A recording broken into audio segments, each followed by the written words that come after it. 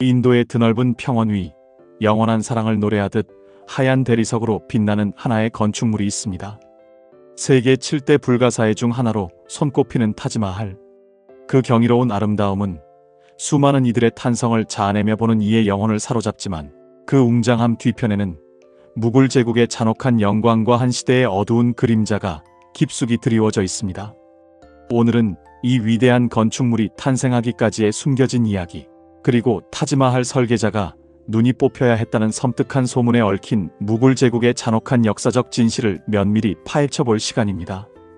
단순한 건축물을 넘어선 인간 본연의 욕망과 비극이 얽힌 드라마 속으로 여러분을 초대합니다. 시간을 17세기 인도로 되돌려 보겠습니다. 무굴 제국은 바야흐로 황금기를 구가하며 인도의 광대한 영토를 지배하고 있었습니다. 바브르가 세운 이 거대한 제국은 아우랑제브 시대에 이르러 절정에 달했으며 막강한 국력과 풍부한 자원을 바탕으로 문화와 예술이 눈부시게 꽃을 피우던 시기였습니다. 그 영화로운 시대의 중심에는 5대 황제 샤자한이 있었습니다. 그는 당대 최고의 권력자였을 뿐만 아니라 예술을 깊이 사랑하고 건축에 뛰어난 조예를 가진 인물이었습니다. 그의 치세 동안 무굴 건축 양식은 절정에 달했으며 이는 후대에까지 지대한 영향을 미쳤습니다. 하지만 그의 삶을 송두리째 뒤흔들고 모든 것을 바꾼 한 여인이 있었으니 바로 그의 지극히 사랑하는 아내 뭄타즈 마할입니다. 뭄타즈 마할은 샤자한에게 단순한 황후의 지위를 넘어선 존재였습니다. 그녀는 그의 영혼의 동반자였고 가장 신뢰하는 조언자였으며 제국의 중요한 정치적 결정에도 깊이 영향을 미칠 만큼 총명하고 강인한 여인이었습니다. 샤자한은 그녀를 끔찍이 사랑했고 뭄타즈 마할 역시 황제에게 깊은 애정과 헌신을 바치며 두터운 신뢰를 쌓아갔습니다. 그들의 사랑은 단순한 부부애를 넘어선 운명적인 결합으로 보였습니다. 그러나 운명은 그들에게 잔인한 시련을 안겨주었습니다. 두 사람의 뜨거운 사랑은 비극적인 순간에 절정을 맞이합니다. 1631년 샤자한과 함께 데칸 고원 원정에 나선 뭄타즈 마할은 14번째 아이를 출산하다가 안타깝게도 39세의 나이로 비명의 세상을 떠나게 됩니다. 그 순간은 샤자한에게 지울 수 없는 고통과 슬픔, 그리고 깊은 절망을 안겨주었습니다. 사랑하는 아내의 마지막 숨결이 황제의 품 안에서 잦아드는 모습은 그의 영혼을 갈기갈기 찢어놓았을 것입니다. 그녀의 죽음 소식이 전해지자 황제는 망연자실하여 식음을 전폐했고 그의 검은 머리카락은 슬픔과 충격으로 하룻밤 사이에 하얗게 새어버릴 정도였다고 전해집니다. 이 전설 같은 이야기는 샤자한의 슬픔이 얼마나 깊었는지를 짐작하게 합니다. 깊은 슬픔과 상실감에 잠긴 샤자한은 세상을 다 바쳐서라도 아내의 영원한 안식처를 마련해주겠다고 맹세합니다. 그렇게 하여 역사상 유례없는 사랑의 건축물 타지마할의 웅장하고도 비극적인 건설이 시작됩니다. 타지마할은 단순히 뭄타즈 마할의 무덤이 아니었습니다. 그것은 샤자한의 뭄타즈 마할을 향한 변치 않는 사랑을 영원히 기억하기 위한 기념비였고, 동시에 무굴 제국의 막강한 국력과 최고의 예술적 역량을 전 세계에 과시하는 상징이었습니다. 황제는 당대 최고의 건축가와 장인들을 제국 각지에서 불러 모았습니다. 이란의 시라즈 출신 우스타드 이삭 칸, 그리고 페르시아 출신의 우스타드 아마드 라호리 등이 그 핵심에 있었습니다. 특히 우스타드 아마드 라호리는 타지마할 설계의 총책임자로 알려져 있으며 그의 천재적인 설계는 타지마할의 완벽한 조화와 비례미를 창조하는 데 결정적인 역할을 했습니다.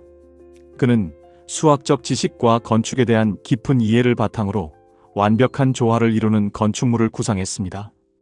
이 외에도 수많은 장인, 숙련된 석공, 정교한 서예가, 섬세한 보석 세공사들이 제국 각지에서 모여들어 이 거대한 프로젝트에 참여했습니다. 1632년부터 1653년까지 무려 22년이라는 긴 시간 동안 2만 명이 넘는 노동자들이 매일같이 구슬땀을 흘리며 이 경이로운 건축물을 쌓아 올렸습니다.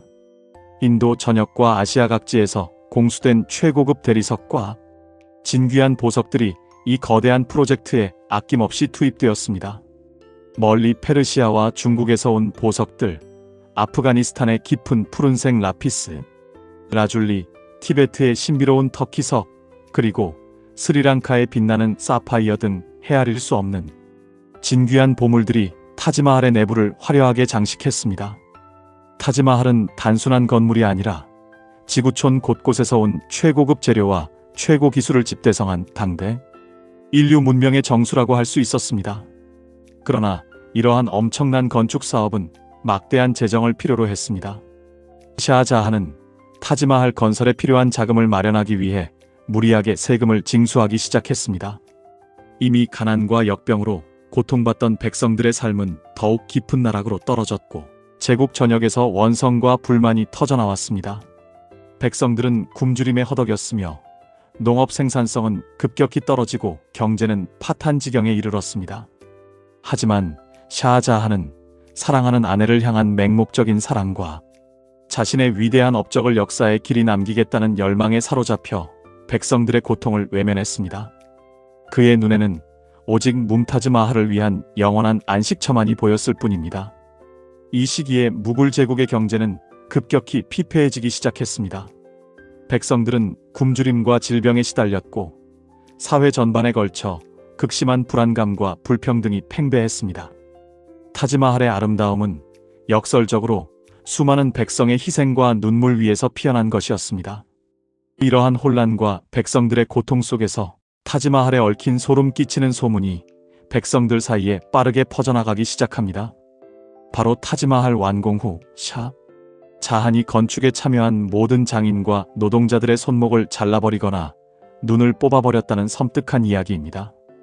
이 이야기는 다시는 이처럼 아름다운 건축물을 만들지 못하게 하라는 황제의 잔혹한 명령에 따른 것이라고 전해지며 타지마할의 완벽한 아름다움 뒤에 숨겨진 무굴 제국의 잔혹한 면모를 상징하는 것처럼 들렸습니다.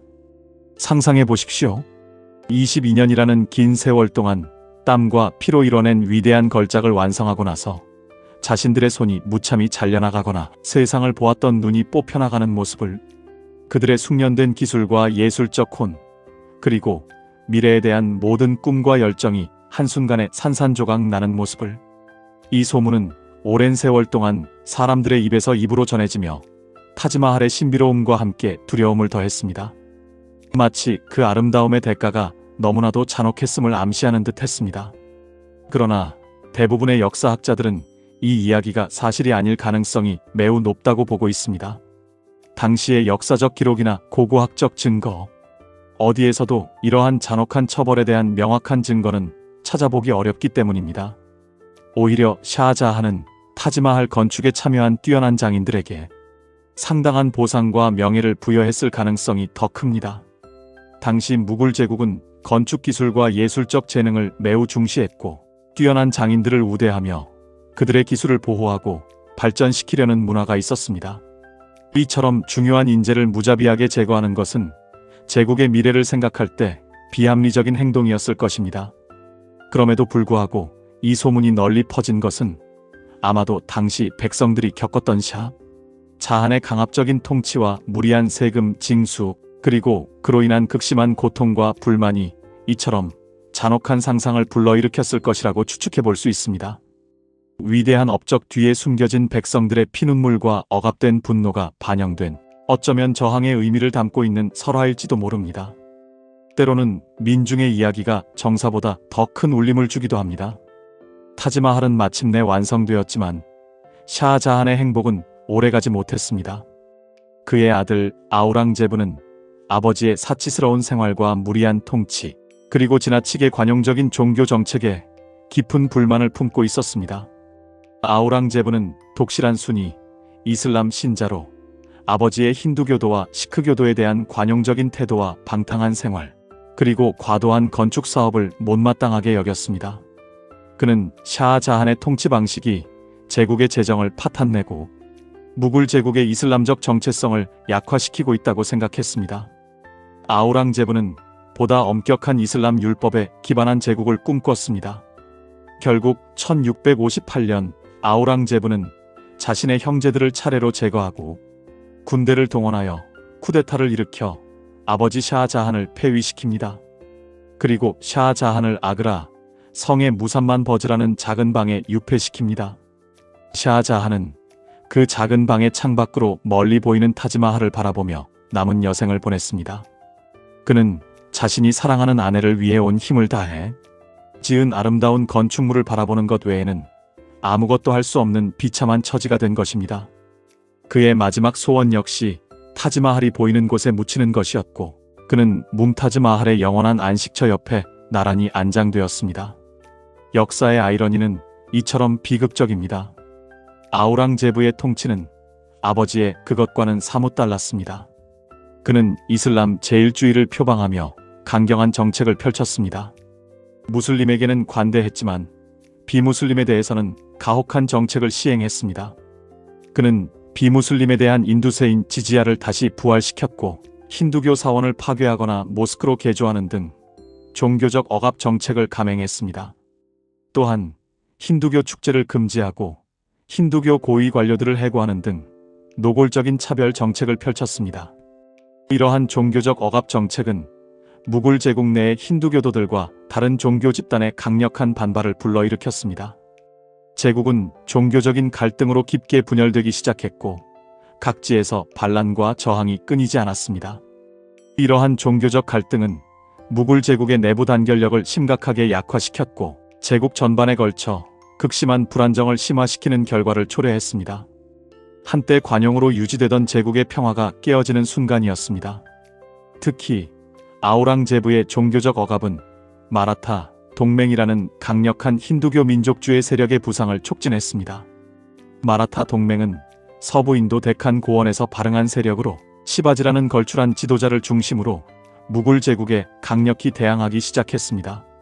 시바지는 게릴라 전술의 귀재였으며 소수의 병력으로 무굴 제국의 거대한 군대에 맞서 끊임없이 저항했습니다.